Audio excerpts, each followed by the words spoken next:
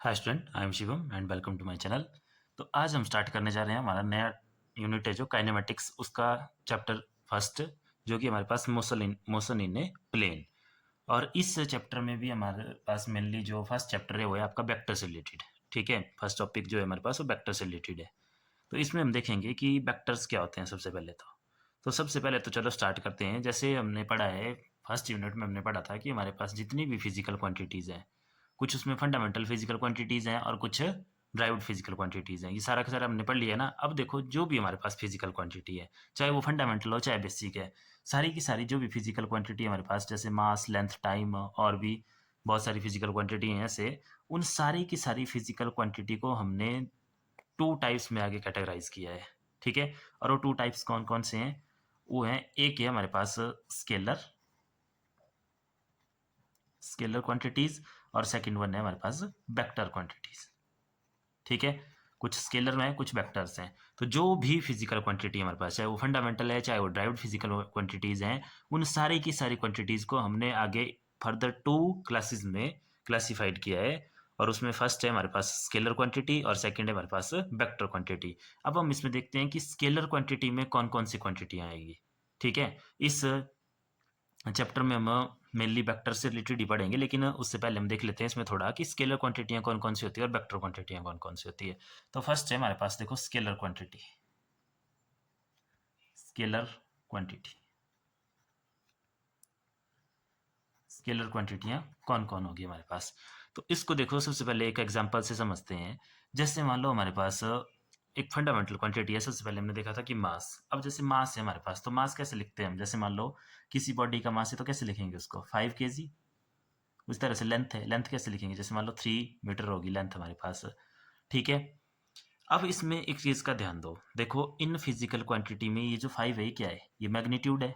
ठीक है, और ये केजी तो इनकी यूनिट है। उसी तरह से 3 क्या है? मैग्नीट्यूड। और 5 क्या है? इनके यूनिट है। इनमें हम डायरेक्शन की बात नहीं कर रहे हैं, यानी कि इस क्वांटिटी में डायरेक्शन का कोई रोल नहीं है। ठीक है, आप इसको ऐसे भी समझ सकते हैं कि मान लो कोई बॉडी है इस तरह से, एक ब्लॉक है इस तरह से, मान लो 10 kg का। तो अब इस वाले ब्लॉक को आप जहां मर्जी ले जाओ, जिस मर्जी डायरेक्शन में ले जाओ, डायरेक्शन का इसमें कोई रोल नहीं आएगा। हर जगह इसका मास कितना रहेगा? 10 kg ही रहेगा। उसी तरह से अगर कोई इस तरह से हमारे पास लेंथ है 3 मीटर, तो उसमें भी डायरेक्शन का कोई रोल नहीं है। अगर ईस्ट वाली साइड को रखें उसको, तब भी 3 सेंटीमीटर ही रहेगी वो। अगर 3 मीटर में है तो वो 3 मीटर, सेंटीमीटर में है तो 3 सेंटीमीटर, जिस मर्जी में है। तो मतलब कुछ ऐसी क्वांटिटी है हमारे पास जिसमें डायरेक्शन का कोई रोल नहीं है। वो पूरी की पूरी क्वांटिटी को हम कंप्लीटली उनको स्पेसिफाई कर सकते हैं उनके मैग्नीट्यूड से ही। जैसे मास को कैसे बोलेंगे हम? 5 kg, सिंपल। ऐसे तो हमें नहीं बताना पड़ेगा ना इसमें कि किसी ऑब्जेक्ट का मास जो है 5 kg है, लेकिन ईस्ट में ऐसी तो जरूरत नहीं पड़ती है, क्योंकि उसमें डायरेक्शन का कोई रोल ही नहीं होता है। तो स्केलर क्वांटिटियाँ होगी हमारे पास वो क्वांटिटीज जो हमारे पास कंप्लीटली स्पेसिफाइड हो जाए उनके मैग्नीट्यूड से ही। उसमें हमें उनकी डायरेक्शन बताने की जरूरत ना पड़े, या दूसरे वर्ड्स में बोले, मतलब उनमें सिर्फ और सिर्फ मैग्नीट्यूड होता है, कोई डायरेक्शन नहीं होती है। तो होगी हमारे पास स्केलर क्वांटिटीज। और अगर इनकी डेफिनेशन की बात करें तो इनकी डेफिनेशन हो जाएगी हमारे पास सिंपल। तो देखो, इनकी डेफिनेशन क्या हो जाएगी हमारे पास? Simple, the physical quantity which are completely specified by their magnitude और size alone are called scalar quantity. ठीक है, कि हम उनको पूरी की पूरी स्पेसिफाई कर सकते हैं उनके साइज है मैग्नीट्यूड की बात करके। जैसे फॉर एग्जांपल मास, तो मास, किसी भी ऑब्जेक्ट का मास बताना हो तो उसमें सिर्फ उसका मैग्नीट्यूड बताएंगे ना, कि 10 kg, 20 kg या 20 ग्राम जो भी है, उसमें डायरेक्शन बताने की जरूरत नहीं है हमें। उसी तरह से लेंथ होगी, मास, लेंथ। उसी तरह से टाइम हो गया, टाइम भी कैसे बताएंगे? जैसे 1 आवर, 2 आवर या 3 आवर, या मान लो 10 सेकेंड है, उसमें भी डायरेक्शन का कोई रोल नहीं है। तो मास, लेंथ, टाइम और भी ऐसी बहुत सारी हैं, जैसे डेंसिटी होगी, वॉल्यूम हो गया आपके पास, और और भी ऐसी बहुत सारी चीज़ें हैं जिनको हम बिना डायरेक्शन की इससे बता सकते हैं, ओनली मैग्नीट्यूड की हेल्प से ही। तो उन सारी की सारी क्वांटिटी को बोलेंगे हम स्केलर क्वांटिटी। ठीक है, अब देखो, जब हम इसमें साथ में वेक्टर क्वांटिटी पढ़ेंगे तब आपको ये चीज़ ज़्यादा क्लियर होगी। ठीक है, फिर कुछ ऐसी क्वांटिटियाँ भी है हमारे पास जिन्हें हमें मैग्नीट्यूड से नहीं बता सकते, उनमें उनकी डायरेक्शन भी बतानी पड़ती है साथ में। तो उनको हम वेक्टर क्वांटिटी बोलते हैं। अब जैसे देखो, देखते हैं इसमें स्टेप बाय स्टेप। जैसे इस एक एग्जाम्पल से समझते हैं हम। देखो, वेक्टर क्वांटिटी क्या होगी हमारे पास? Vector quantities. तो वेक्टर क्वांटिटी की पहले डेफिनेशन लिख लेते हैं। तो देखो, वेक्टर क्वांटिटी की डेफिनेशन हो जाएगी हमारे पास, the physical quantity which have both magnitude and direction are called vector quantity. अब देखो एक एग्जांपल से समझते हैं। जैसे मान लो हमारे पास यहाँ पे कोई ब्लॉक है दोबारा एक, जिसका मास है 1 kg, ठीक है। अगर बताना है इसका मास, तो 1 kg मास है, जहाँ मर्जी रख दो, डायरेक्शन की जरूरत नहीं पड़ेगी, तो वो तो कौन सी क्वांटिटी होगी, स्केलर ही होगी। लेकिन हम बता रहे हैं कि मान लो इस ब्लॉक पे जो है फोर्स लग रही है 10 न्यूटन की, तो 10 न्यूटन की फोर्स लग रही है, तो वो हमारे पास कंप्लीट इन्फॉर्मेशन नहीं हुई उस फोर्स के बारे में। अब क्यों नहीं हुई, क्योंकि देखो जो फोर्स है आपके पास वो कैसे कैसे लग सकते हैं इसमें। हो सकता है इस साइड से हम इसमें फोर्स लगा रहे हो आगे वाली साइड को, या हो सकता है ऊपर वाली साइड से हम फोर्स लगा रहे हो इसमें नीचे वाली साइड को, या हो सकता है नीचे वाली साइड से हम इसमें फोर्स लगा रहे हो ऊपर वाली साइड को, या हो सकता है हम इसमें इस वाली साइड से फोर्स लगा रहे हो इस साइड को, या हो सकता है हम इस पॉइंट से इसको आगे के लिए खींच रहे हो, ठीक है। तो ऐसी बहुत सारी पॉसिबिलिटी होती है, बट मेनली क्या है हमारे पास इसमें, तो जो फोर्स है जैसे मान लो इस तरह से लग रही है, मान लो कोई फोर्स इसमें 20 न्यूटन की, तो उसमें हमें बताना पड़ेगा कि इसमें जो फोर्स लग रही है वो कितनी लग रही है, 20 न्यूटन की लग रही है। ये वो उसका मैग्नीट्यूड 20 न्यूटन, लेकिन किस डायरेक्शन में लग रही है, जैसे मान लो डाउनवर्ड लग रही है यहाँ पे, तो हमें साथ में लिखना पड़ेगा 20 न्यूटन की फोर्स लग रही है इसमें डाउनवर्ड, या डायरेक्शन से भी बता सकते हैं हम, जैसे ईस्ट वेस्ट साउथ करके। तो इस तरह की क्वांटिटी जिनमें हमें डायरेक्शन बतानी पड़े उनको बोलेंगे हम वेक्टर क्वांटिटीज। इसमें देखो फिर और बहुत सारी है, जैसे वेलोसिटी होगी, तो वेलोसिटी भी जब हमने वेलोसिटी पढ़ी थी तो उसमें हमने देखा था कि उसमें भी हम डायरेक्शन ले रहे थे, तो भी वेक्टर क्वांटिटी होगी।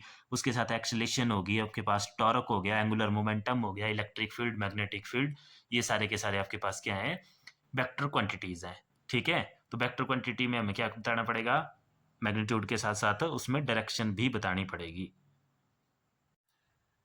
अच्छा अब देखो ये जो हमने लिखा कि द फिजिकल क्वांटिटी विच है both magnitude and direction are called vector quantity, ये तो उनकी ये होगी उनकी एक बेसिक रिक्वायरमेंट कि उनमें मैग्नीट्यूड भी होना चाहिए और साथ में डायरेक्शन भी होनी चाहिए, तभी हम उनको वेक्टर क्वांटिटी बोलेंगे। लेकिन कुछ ऐसी क्वांटिटी हैं हमारे पास जिनमें एक्सेप्शंस हैं, मतलब उनमें मैग्नीट्यूड भी है डायरेक्शन भी है, लेकिन फिर भी हम उनको वेक्टर क्वांटिटी नहीं बोलते हैं।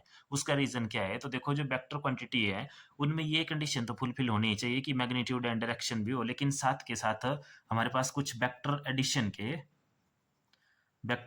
या वेक्टर अलजेब्रा के कुछ लॉज हैं, ठीक है। वो लॉज भी उन क्वांटिटीज को फुलफिल करना पड़ते हैं, तभी वो जो हमारे पास वेक्टर क्वांटिटी होती है। अब देखो इसको समझने के लिए एक हम एग्जांपल लेते हैं। जैसे हमारे पास इलेक्ट्रिक करंट होता है, ठीक है, electric current.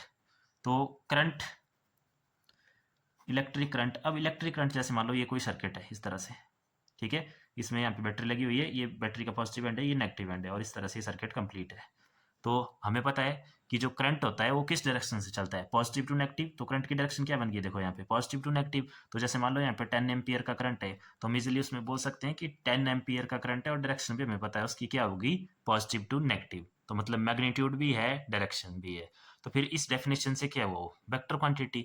But current actual में वेक्टर क्वांटिटी नहीं होती है, वो क्या होता है आपके पास, वो स्केलर क्वांटिटी होती है। अब देखो इसका क्या रीजन है कि करंट हमारे पास वेक्टर क्वांटिटी क्यों नहीं है। तो मैंने आपको बोला कि किसी भी क्वांटिटी को वेक्टर क्वांटिटी होने के लिए एक तो उसमें मैग्नीट्यूड तो होना चाहिए, ठीक है, प्लस उसमें डायरेक्शन भी होनी चाहिए, डायरेक्शन, ये दोनों तो है करंट में। लेकिन साथ के साथ हमने बोला इसमें कि कुछ वेक्टर अलजेब्रा के लॉज हैं हमारे पास, ठीक है।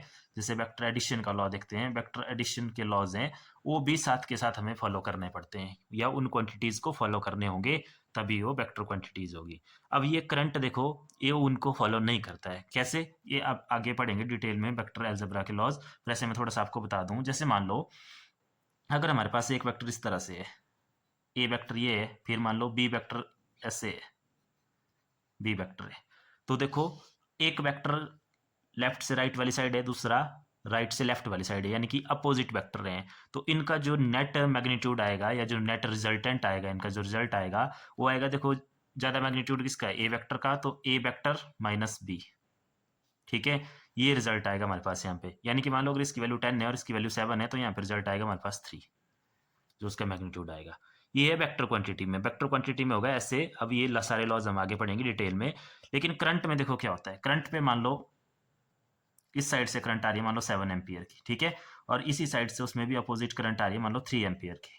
तो फिर इस पॉइंट पे जब आप रिजल्टेंट निकालेंगे तो रिजल्टेंट आएगा, इसमें डायरेक्ट करंट प्लस होगी, 7 एम्पियर इधर से आ रही है, 3 एम्पियर इधर से आ रही है, तो इधर आपको करंट मिलेगी 10 एम्पियर, ठीक है।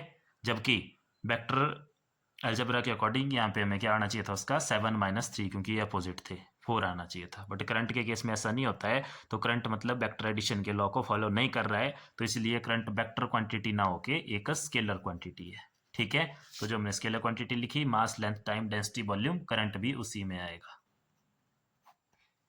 ठीक है, तो ये थे आपके पास स्केलर एंड वेक्टर क्वांटिटीज।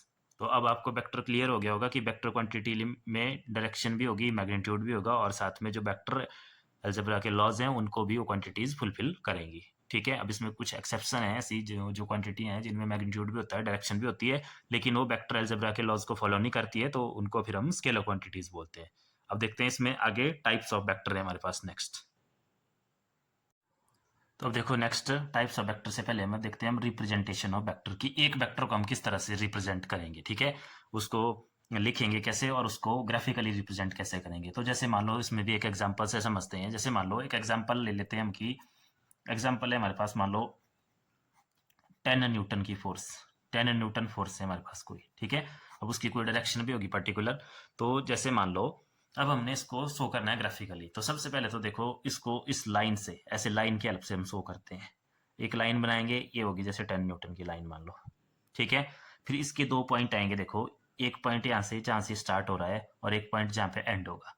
ये जहाँ पे एंड होगा उस पॉइंट पे ऐसे एरो लगाएंगे और यहाँ पे डॉट रहेगा। ठीक है, इस पॉइंट को बोलते हैं हम हेड और इस पॉइंट को बोलते हैं हम टेल। ठीक है, अब जैसे नाम दे देते हैं इनको, मान लो ए नाम दे दिया इसको, ये बी नाम दे दिया इसको। तो यहाँ पे था फोर्स, तो हमारे पास जो एफ फोर्स, देखो लिखेंगे कैसे इसको। तो वेक्टर को लिखा जाता है, कुछ बुक्स में इसको लिखा जाता है बोल्ड लेटर से, लेकिन अब जब हमने कॉपी में लिखना है या कहीं पे भी राइटिंग करनी है तो बोल्ड लेटर तो हम बार बार नहीं लिख सकते इसमें। तो हम क्या करते हैं, इसको लिखते हैं हम ऐसे, उसके ऊपर ऐसे एरो लगा के। ठीक है, जैसे कोई भी क्वांटिटी लिखनी है तो उसका जैसे सिंबल लिखा, जैसे एफ है तो एफ और ऊपर एरो लगा के। तो अब इसको देखो कैसे रिप्रेजेंट किया हमने, ए से बी।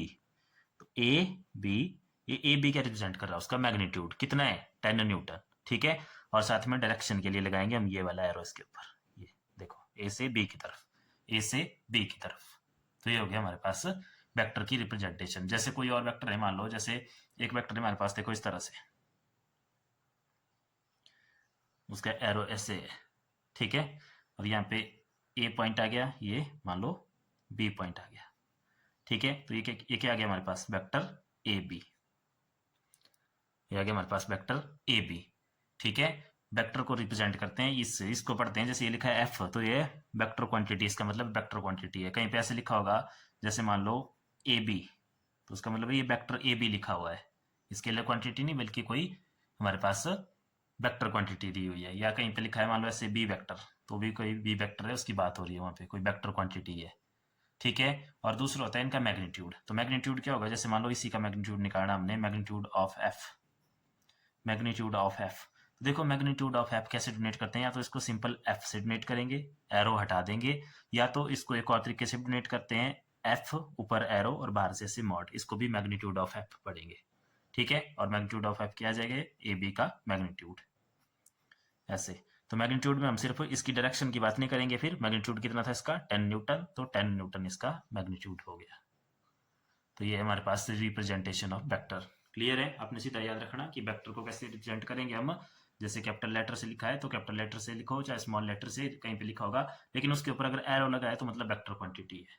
ठीक है, तो अब जैसे पढ़ी हमने कुछ वेक्टर क्वांटिटियां, जैसे फोर्स, तो फोर्स को कैसे रिप्रेजेंट करेंगे, एफ के ऊपर एरो। वेलोसिटी पढ़ी तो बी है, बी के ऊपर एरो।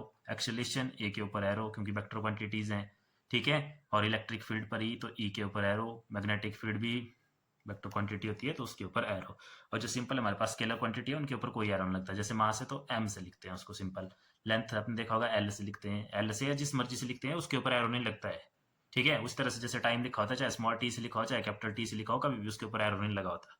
लेकिन जहाँ पे फोर्स, वेलोसिटी, एक्सेलरेशन या ये चीजें लिखी है, इनके ऊपर एरो लगा होगा। और अगर मान लो कहीं पे सिंपल ए लिखा है तो उसका मतलब है वो एक्सेलरेशन की मैग्नीट्यूड की बात कर रहे हैं, वहां पे उसकी डायरेक्शन की बात हम नहीं कर रहे हैं।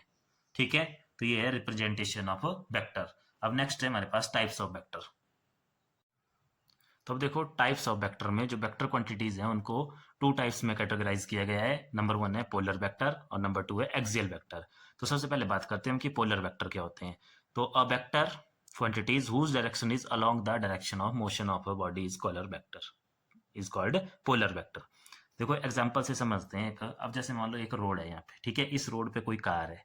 अब इस कार पे फोर्स लग रहा है, ये फोर्स कौन लगा रहा है? जैसे अगर गाड़ी चल रही है आपकी तो इंजन की हेल्प से चल रही है, तो इंजन उसमें फोर्स लगा रहा है, और फिर उस फोर्स की वजह से उस कार में मोशन आ रहा है, और मोशन देखो मान लो इस तरफ को आपकी गाड़ी मूव कर रही है, ठीक है। तो यहाँ पे मोशन की डायरेक्शन क्या आई? देखो मोशन की डायरेक्शन आई ये वाली, अगर सिंपल बोले हम तो लेफ्ट टू राइट, ठीक है।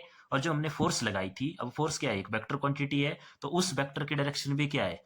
जो वही डायरेक्शन है जो उसके मोशन की है, ठीक है। और देखो दूसरी यहाँ पे एक और फिजिकल क्वांटिटी बनी, कौन सी? डिस्प्लेसमेंट।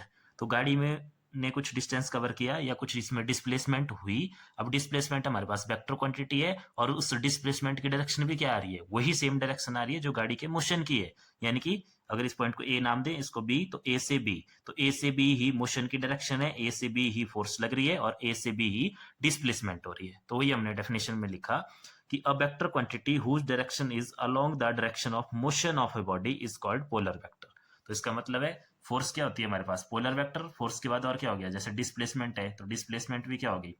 ये भी हमारे पास पोलर वेक्टर होगी, ठीक है। तो इस तरह की क्वांटिटीज को हम बोलते हैं पोलर वेक्टर। और भी इसमें बहुत सारे एग्जांपल आएंगे, जैसे अगर इस कार का हम वेलोसिटी फाइंड आउट करें तो इसकी जो वेलोसिटी आएगी वो भी क्या आएगी? वेलोसिटी की डायरेक्शन, जैसे कुछ मैग्नीट्यूड आएगा उसका, और वो डायरेक्शन क्या आएगी उसकी द्वारा?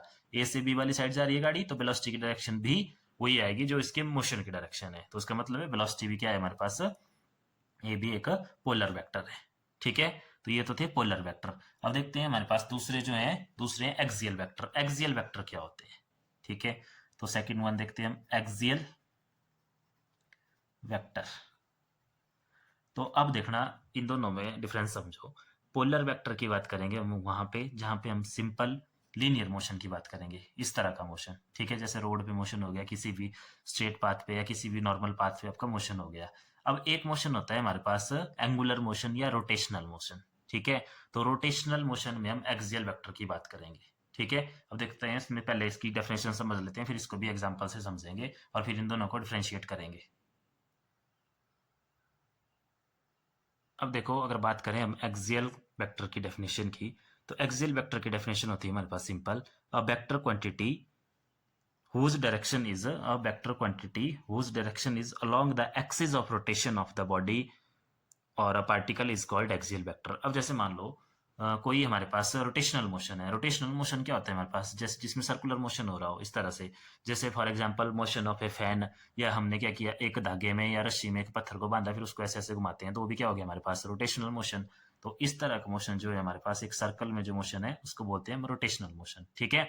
अब उसमें एक एक्सिस ऑफ रोटेशन होती है, तो ये जैसे मान लो इसमें एक एक्सिस ऑफ रोटेशन है, और ये मान लो इसमें रोटेशन हो रहा है एंटी क्लॉकवाइज, इस तरह से, ठीक है। तो अब देखो अगर इसमें मोशन की बात करें तो इसमें मोशन है एंटी क्लॉकवाइज, ठीक है। अब देखो यहाँ पे एक चीज ध्यान से समझना।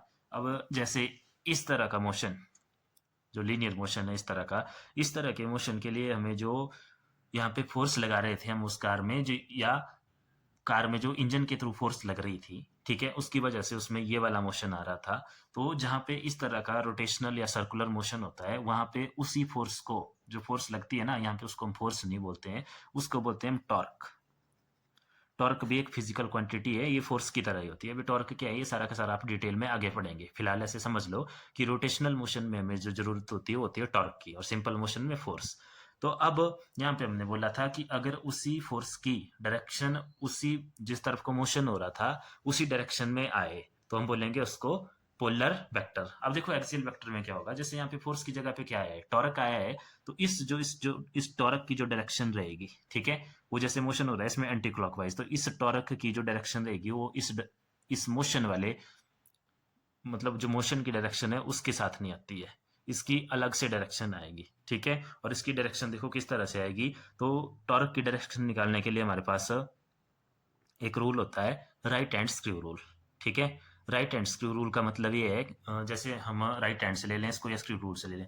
जैसे हमारा राइट हैंड है देखो, ठीक है। अब राइट हैंड में जो हमारी फिंगर्स हैं, अगर वो फिंगर मोशन को दिखाए, जैसे यहाँ देखो मोशन कैसे, एंटी क्लॉकवाइज, तो देखो ये होगी ना हमारी फिंगर ऐसे एंटी क्लॉकवाइज। तो एंटी क्लॉकवाइज ये देखो ऐसे को, ये हुई ना एंटी क्लॉकवाइज। तो एंटी क्लॉकवाइज जब हमारी फिंगर ऐसे कर लें, तो उस टाइम जो थंब की डायरेक्शन है, थंब की डायरेक्शन कैसे आ रही है? देखो ऊपर वाली साइड, तो ये बताएगी टॉर्क की डायरेक्शन, ठीक है। तो जैसे ये आपका एंटी क्लॉकवाइज मोशन जब है, रोटेशनल मोशन, तो उस टाइम टॉर्क इसमें लगेगी इस एक्सिस के अलॉन्ग, ऐसे ऊपर वाली साइड को, ये आएगा टॉर्क ऊपर वाली साइड को। और अगर मान लो मोशन हमारे पास इस तरह से है, सर्कुलर मोशन है, क्लॉकवाइज है अब इस तरह से, ठीक है। तो क्लॉकवाइज दिखाने के लिए देखो राइट हैंड की फिंगर्स को कर्ल करो ऐसे क्लॉकवाइज, ये होगी। तो अब देखो थंब कहाँ जा रहा है, अब आपका थंब हो रहा है अब नीचे वाली साइड पॉइंट। तो उस टाइम जो टॉर्क बनेगा आपके पास, वो टॉर्क बनेगा हमारे पास ये नीचे वाली साइड, ठीक है, जो उसकी एक्सिस है उसके नीचे वाली साइड। तो यहाँ पे जो मोशन था, देखो मोशन तो इस तरह से हो रहा था एंटी क्लॉकवाइज, और इसमें क्लॉकवाइज। तो मोशन के अलोंग अब इन वेक्टर्स की जो जैसे टॉर्क बन रहा है यहाँ पे, इसकी डायरेक्शन नहीं आ रही है, तो इस तरह के वेक्टर को बोलेंगे हम एक्सियल वेक्टर। तो इसमें आ गया, जैसे क्या आ गया हमारे पास, टॉर्क, ठीक है। उसी तरह से रोटेशन मोशन में और भी बहुत सारी फिजिकल क्वांटिटी आएंगी, जैसे एंगुलर वेलोसिटी, एंगुलर वेलोसिटी होगी, और एंगुलर एक्सेलेरेशन होगी, और इस तरह से एंगुलर वेलोसिटी होगी, एंगुलर एक्सेलेरेशन होगी, टॉर्क हो गया, एंगुलर मोमेंटम हो गया। ये सारी की सारी फिजिकल क्वांटिटियां हैं जो कि वेक्टर फिजिकल क्वांटिटी हैं, बट कौन सा वेक्टर है, एक्सियल वेक्टर है, ठीक है। अब ये सारी की सारी फिजिकल क्वांटिटी अभी आपको समझ नहीं आएगी, क्योंकि अब हमने ये पढ़ी नहीं है, इनको पढ़ेंगे हम आगे डिटेल में, तब आपको ज्यादा समझ आएगा। फिलहाल यहाँ से देखो समझ लो कि एक्सियल वेक्टर और जो हमारे पास दूसरा है पोलर वेक्टर, उनकी बात हम कहाँ कहाँ करेंगे। तो एक्सियल वेक्टर की बात करेंगे हम जहाँ पे हमारे पास इस तरह से रोटेशनल मोशन या सर्कुलर मोशन होगा, ठीक है, वहां पे आएंगे एक्सियल वेक्टर हमारे पास। और पोलर वेक्टर जहाँ पे सिंपल लिनियर या किसी भी कोई भी पाथ दिया हुआ है हमारे पास, उस तरह का मोशन हो रहा होगा, ठीक है। तो ये था हमारे पास दो टाइप्स के वेक्टर, जिसमें है पोलर वेक्टर और एक्सियल वेक्टर, ठीक। अब देखो नेक्स्ट है हमारे पास पोजीशन एंड डिस्प्लेसमेंट वेक्टर, ठीक है। पोजीशन वेक्टर क्या होता है और डिस्प्लेसमेंट वेक्टर क्या होता है, ठीक है। तो देखो मान लो कोई वेक्टर हमारे पास, जैसे मान लो कोई प्लेन है इस तरह से, एक्स वाई प्लेन, प्लेन से मतलब क्या है, जैसे मान लो कोई दीवार है, तो उसमें एक क्या होगी एक्स एक्सिस, एक क्या होगी वाई एक्सिस, ठीक है। फिर उस प्लेन में एक इसका ओरिजन हो गया, उस प्लेन पे मान लो कहीं पे कोई वेक्टर प्रेजेंट है, यहाँ पे कोई भी वेक्टर क्वांटिटी है, यहाँ पे इसकी पोजीशन है ए, जैसे इसका नाम दे दिया हमने पी, ठीक है। यहाँ पे एक वेक्टर है पी वेक्टर, ठीक है इतना। तो अब देखो पोजीशन वेक्टर क्या होगा, तो पोजीशन वेक्टर होगा इसका वो वेक्टर जब हम इसकी पोजीशन देखें ओरिजिन के रिस्पेक्ट, यानी कि ओरिजिन से इस लाइन को ऐसे ज्वाइन करते हैं। तो फिर ये क्या क्या है हमारे पास, देखो यहाँ पे ओपी वेक्टर बन रहा है ना एक, इसको बोलेंगे हम पोजीशन वेक्टर, ठीक है। और जैसे इसको रिप्रेजेंट करते थे मान लो आर से, यानी कि आर इसका डिस्टेंस है ओरिजिन से लेके यहाँ तक, तो ये आर आ गई इसकी पोजीशन वेक्टर। डेफिनेशन होगी, a vector drawn from the origin to the position of a particle at any instant is called position vector, ठीक है। जैसे मान लो किसी इंसेक्ट का मोशन हम स्टडी कर रहे हैं जो कि किसी बॉल पे है, ठीक है। तो उस बॉल को क्या मान लिया, एक प्लेन मान लिया, उसमें दो एक्सिस आ गई एक्स एंड वाई एक्सिस, फिर ओरिजिन ले लिया उसका एक, ओरिजिन से उस पार्टिकल का या उस बॉडी का या जो वहां पे इंसेक्ट है उस तक डिस्टेंस देखा या डिस्प्लेसमेंट देखा कि कहाँ पे है, तो वो आ जाएगा उसका पोजिशन वेक्टर, ठीक है। OP is equal to R vector, इस तरह से इसको रिप्रेजेंट करते हैं। ये हो गया हमारे पास पोजिशन वेक्टर। अब नेक्स्ट है इसी में डिस्प्लेसमेंट वेक्टर। डिस्प्लेसमेंट वेक्टर क्या होता है, चलिए देखते हैं इसको। अब देखो डिस्प्लेसमेंट वेक्टर क्या होगा, तो पहले देखो एक एग्जांपल से समझते हैं। जैसे मान लो एक प्लेन है दोबारा एक्स वाई प्लेन, उस प्लेन पे इस पोजीशन पी पे है कोई वेक्टर, ठीक है, टाइम टी पे, जैसे हम किसी एक पर्टिकुलर टाइम पे देख रहे हैं, तो उस टाइम पे था ये यहाँ पे ये वेक्टर। अब थोड़ी देर के बाद हम देखते हैं टाइम टी डैश पे, तो उस टाइम इस पे डिस्प्लेसमेंट होगी, यानी कि इसने अपनी पोजीशन चेंज कर ली और ये पहुंच गया इस पे P1 पे, ठीक है। तो जो इस टाइम इंटरवल के थ्रू जो इसमें डिस्प्लेसमेंट हुई, ठीक है, उस डिस्प्लेसमेंट को बोलते हैं हम डिस्प्लेसमेंट वेक्टर। जैसे अब कहाँ पहुंच गया ये पी से P1 पे पहुंच गया, तो ये जो वेक्टर आया हमारे पास P2 P1, ठीक है, इसको बोलेंगे हम डिस्प्लेसमेंट वेक्टर। और अगर मान लो इस P की पोजीशन है ओरिजिन से R, पोजीशन वेक्टर जो ऊपर पड़ा, और इस P1 की है मान लो इसकी पोजीशन है यहाँ से R1 वेक्टर, ठीक है। तो जो यहाँ पे पोजीशन वेक्टर आएगा हमारे पास या डिस्प्लेसमेंट वेक्टर आएगा, क्या आएगा डिस्प्लेसमेंट वेक्टर, देखो P2 P1 कि P से P1 तक ये जो आया ये किसके इक्वल हो जाएगा, तो जैसे देखो ये वाला वेक्टर है ना, तो देखो ये किसके इक्वल होगा, जो फाइनल पोजीशन है इसकी, उसका position vector R1 minus initial position जो थी कौन सी थी R थी, तो R, ठीक है। तो इतना डिस्प्लेसमेंट हुआ उसकी, यानी कि final position minus initial position, ठीक है। और पोजीशन वेक्टर को, इसकी पोजीशन वेक्टर को रिप्रेजेंट कर रहे हैं हम R1 से, और इसकी पोजीशन वेक्टर को रिप्रेजेंट कर रहे हैं हम R से। तो ये है हमारे पास डिस्प्लेसमेंट और पोजीशन वेक्टर।